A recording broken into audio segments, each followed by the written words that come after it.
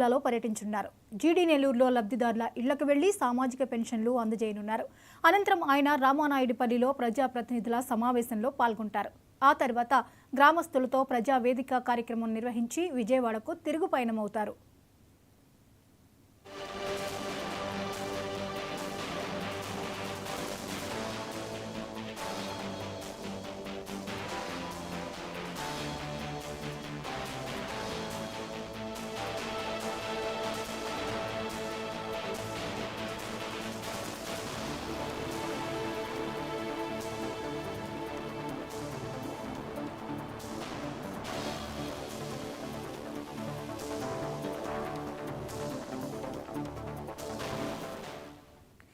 CM Chandrababu నేడు చిత్తూరు జిల్లాలో పర్యటించనున్నారు.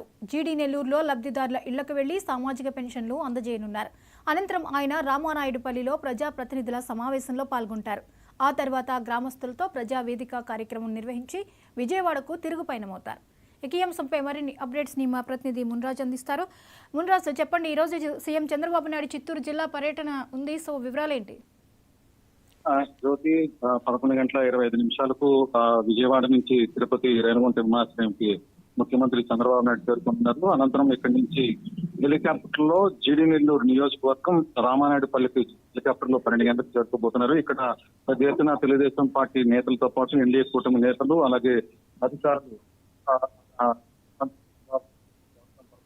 అనంతరం ఆ పార్టీ నేతలతో అక్కడ సమావేశం నిర్వహించిన అనంతరం జీడీ నెల్లూరులో మీరుగా ఇన్ఛార్జ్ లబ్ధిదారులు వెళ్ళి ముఖ్యమంత్రి చంద్రబాబు నాయుడు పింఛన్ను అందిస్తారు. అలాగే వివిధ ప్రభుత్వ శాఖలు ఏర్పాటు చేసినటువంటి స్టాల్స్ ను పరిశీలించి అనంతరం ప్రజావేదిక ద్వారా ప్రజలను బహిరంగ సభలో ముఖ్యమంత్రి చంద్రబాబు నాయుడు ప్రసంగించనున్నారు.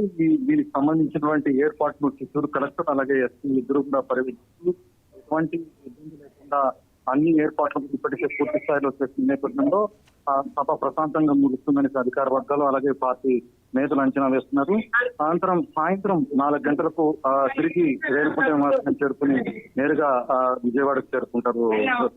మున్రాజ్, ఇక ప్రజాప్రతినిధుల సమావేశంలో ఎటువంటి అంశాలు ఆయన చర్చించే అవకాశం ఉంది? అది ఏ విధంగా దిశానిర్దేశం చేయనున్నారు? ముఖ్యంగా పార్టీ కార్యక్రమాలను ఎటువంటి అలసత్వం ప్రదర్శించరాదని ప్రభుత్వ కార్యక్రమం ప్రజల్లోకి పెద్ద ఎత్తున తీసుకెళ్లడంతో పాటు బడ్జెట్ సంబంధించి అంటే రాజధానిని అప్పుల కుప్పగా మార్చే వైసీపీ ప్రభుత్వం ఖాళీ ఖజానా ఇవ్వడం తోటి సూపర్ సిక్స్ అమలులో కొంత ఆలస్యమైంది. అయితే బడ్జెట్ అమలుతో పాటు ఇచ్చిన ప్రతి హామీని నెరవేర్చే దిశగా చర్యలు తీసుకుని నిధులు కేటాయించిన నేపథ్యంలో ఈ బడ్జెట్ కు సంబంధించిన పెద్ద ఎత్తున ప్రజల్లోకి తీసుకెళ్లాలి. అలాగే గ్రూపు రాజకీయాన్ని పక్కన పెట్టి అందరూ కూడా సమిష్టిగా కలిసి ముందుకెళ్ళాలి. అలాగే కూటమి ప్రభుత్వం కాబట్టి ఖచ్చితంగా ఇతర పార్టీలు ముఖ్యంగా జనసేన అలాగే బీజేపీ నేతలను కూడా కలుపుకొని ప్రజల్లోకి వెళ్ళడంతో పాటు ప్రభుత్వ కార్యక్రమాలు నిర్వహించాలి. అలాగే కలిసికట్టుగా ప్రయాణం చేయాలి. ప్రత్యక్షం చేస్తున్నటువంటి ఆరోపణలు తిప్పికొట్టాలనేసి చెప్పి కూడా దిశానిర్దేశం చేసే అవకాశాలు స్పష్టంగా ఉన్నాయి. అయితే మున్రాజ్, ఇక మరి ప్రజావేదిక ఈ కార్యక్రమం ఎలా ఉండబోతోంది?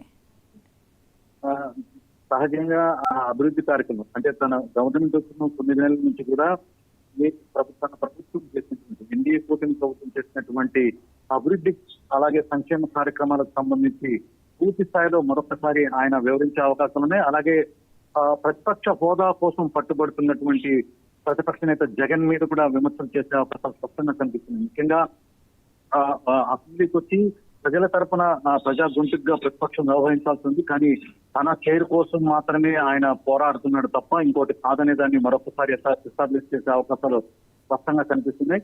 అయితే తన ప్రభుత్వం వచ్చినప్పుడు అంటే ఎన్టీఆర్ భరోసా పెన్షన్ని ఒకేసారి 4,000 పెంచి ఇస్తున్న తీరు గత 5 ఏళ్లలో 2,000 నుంచి 3,000కు తీసుకురావడానికి 5 ఏళ్లు తీసుకున్నది వైసీపీ ప్రభుత్వం అని చెప్పడంతో పాటు ఉచితంగా 3 సిలిండర్లు ఇస్తామన్న దీపం 2 పథకం పైన అలాగే ఇతర పథకాలన్నింటినీ కూడా తన ప్రభుత్వం అప్పుల్లో ఉన్నప్పటికీ నిధుల లేమి ఉన్నప్పటికీ కూడా ఏ విధంగా ఇచ్చిన మాట నిలబెట్టుకునేందుకు ప్రయత్నం చేస్తుంది.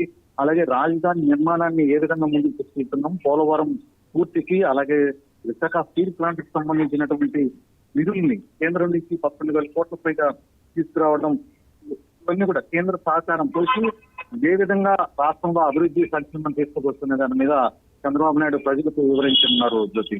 Right, thank you Munraj.